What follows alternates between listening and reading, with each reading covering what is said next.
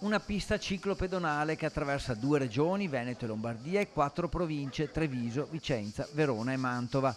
La pista Treviso-Ostiglia si arricchisce di altri 29 km aperti in provincia di Vicenza.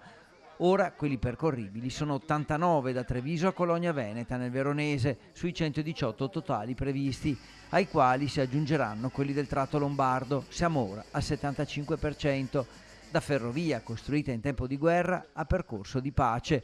La Treviso-Ostiglia infatti percorre l'ex linea ferroviaria degli anni 30 utilizzata per ragioni militari. Questa è una giornata storica per il comune di Sossano e per tutta l'area berica, ma soprattutto è la continuazione di un'opera, io la definisco ciclopica, faraonica, perché è il proseguimento di un tracciato nato come tradotta militare che adesso diventa un tracciato cicloturistico, ma non solo. Il nuovo tratto attraversa i comuni vicentini di Monte Galdella, Castagnero, Nanto, Barbarano Mossano, Villaga, Sossano, Orgiano e il veronese Cologna Veneta. Sarà un percorso anche di mobilità alternativa, sarà un percorso di promozione del territorio anche dal punto di vista salutistico e sicuramente porterà un apporto ai nostri comuni non indifferente.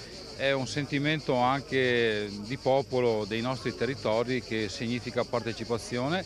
Salgono così a oltre 2000 chilometri i percorsi realizzati in questi anni per aumentare l'offerta turistica veneta, green e slow, verde e lenta. Il percorso è interamente dotato di segnaletica e recupera anche i vecchi caselli come punti di ristoro, officine, alloggi e punti di noleggio.